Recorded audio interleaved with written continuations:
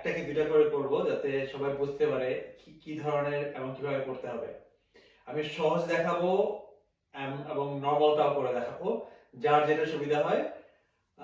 Main পয়েন্টগুলো হচ্ছে যে আমাদের চেষ্টা করতে হবে অর্ডারটাকে ফলো করা 1 থেকে 10 পর্যন্ত, মাঝখানে 15 সেকেন্ড রেস্টটা খুবই ইম্পর্টেন্ট।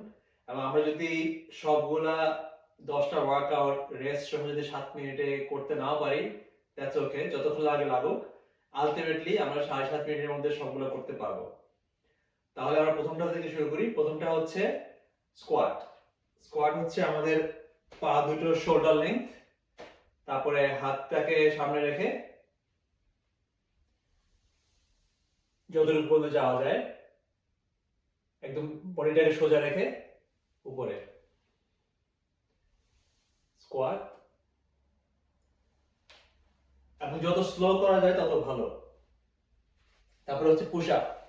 পুশ আপ প্রথমে দেখাচ্ছি ইজি পুশ আপ, যেটা সবাই হয়তো নরমাল পুশ আপটা পারবে না, এবং দ্যাটস ওকে।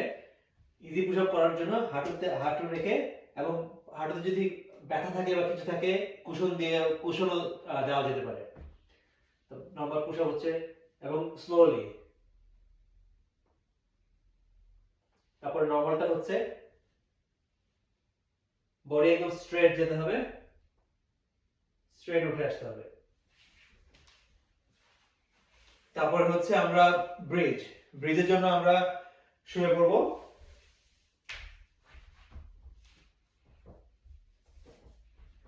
হাত থাকবে বডির পাশে রিল্যাক্স, যাতে যাতে হাত আমরা রেস্ট করতে পারি পুশ আপের পরে।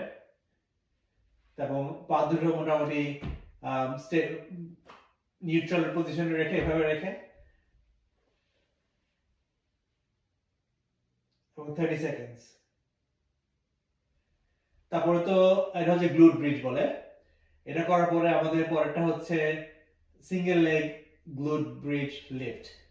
প্রথমে লেফট, তারপরে রাইট, সেটা একই হাত নিউট্রাল পজিশনে থাকবে। এবার যেটা আমরা লেফট থেকে শুরু করব, এই পাটা সোজা থাকবে এভাবে, ডান পাটা সোজা, বাম পা এভাবে থাকবে। 1 2 এরকম 10টা চেঞ্জ। তারপর রাইট লেগ রেস্ট করার পরে সেম রুটিন, 1 2। তারপরে হচ্ছে প্ল্যাঙ্ক। প্ল্যাঙ্ক সবাই জানার কথা। প্ল্যাঙ্কটা হচ্ছে 30 সেকেন্ডস পুশ আপ পজিশনে, কোণের উপরে বডি এরকম সোজা প্যারালাল থাকবে ফ্লোরের সাথে, 30 সেকেন্ডস। তারপর পরেরটা হচ্ছে সাইড প্ল্যাঙ্ক। সাইড প্ল্যাঙ্ক প্রথমে লেফট থেকে শুরু, সাইডে ভাবে শুয়ে, যাতে পা দুটো এরকম, পা এরকম থাকবে প্যারালাল, লিফট আপ। তারপরে side change, same position, lift up. আর এটা যদি করতে ডিফিকাল্ট হয়, হাঁটু মাটি থেকে না তুলেও করা যেতে পারে, এভাবে করা যেতে পারে। তো এভাবে করলে, যেটাকে হাফ সাইড প্ল্যাঙ্ক বলে, হাঁটু মাটি থেকে পুরোটা না তুলে এভাবে এভাবে করা যেতে পারে। এটা হয়তো প্রথমে ইজি হবে, পরে যখন আস্তে আস্তে স্ট্রেংথ হয় তখন এভাবে পুরোটা করা যেতে পারে।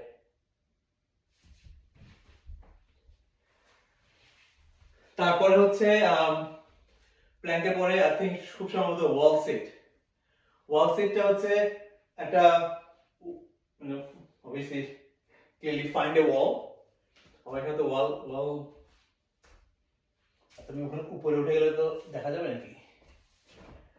আচ্ছা, ওয়াল হচ্ছে find a wall, have your back against the wall, এবং পাটা সামনে রেখে this wall সিটের মধ্যে ওয়ালের পিঠ ঠেকিয়ে এভাবে 30 সেকেন্ডস। আমার পিছনে ওয়াল নেই, বাট এভাবে বসে থাকতে হবে 30 সেকেন্ডস। তারপরে ওয়াল সিটের পরে লাস্টের যে ওয়ার্কআউটটা হচ্ছে, এটা একটু ডিফিকাল্ট হতে পারে, কারণ এই ওয়ার্কআউটগুলো 9টা ওয়ার্কআউট পরপর করার পরে আমাদের ব্রিদিং উঠানামা তো হবেই। এই 1 মিনিটের ওয়ার্কআউটটা হচ্ছে ব্রিদিং কন্ট্রোল করা। আর ওয়ার্কআউটটা হবে কমফোর্টেবলি বসে।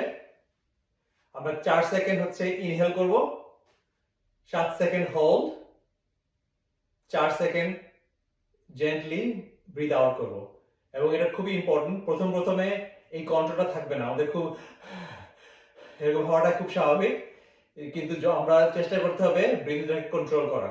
এবং এটাই হচ্ছে একটা খুব ইম্পর্টেন্ট একটা এক্সারসাইজ, যেটা আমরা যে কোনো সময় করতে পারি। যখন আমরা প্যানিক অ্যাটাক হয়, অথবা কখনো খুব স্ট্রেস ফিল করি, কখনো অ্যাংশাস লাগে, খুব রাগ হচ্ছে, এই যে কোনো সময়ে আমাদের বডিটাকে স্লো ডাউন করার জন্য, আমাদের চিন্তা শক্তিকে স্লো ডাউন করার জন্য, এবং bringing us back to our consciousness, calmness, breathing exercise খুব ইম্পর্টেন্ট।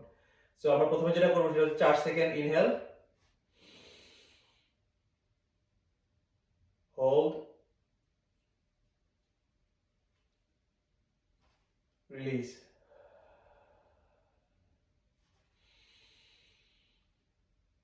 হোল্ড,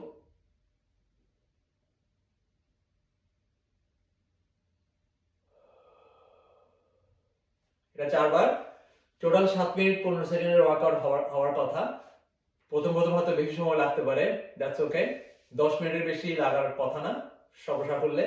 আস্তে আস্তে আমরা 7 মিনিট 15 সেকেন্ডের মধ্যেই কমে আসবে, এবং স্ট্রেংথ বাড়ার সাথে সাথে খুব কম সময় লাগতে পারে।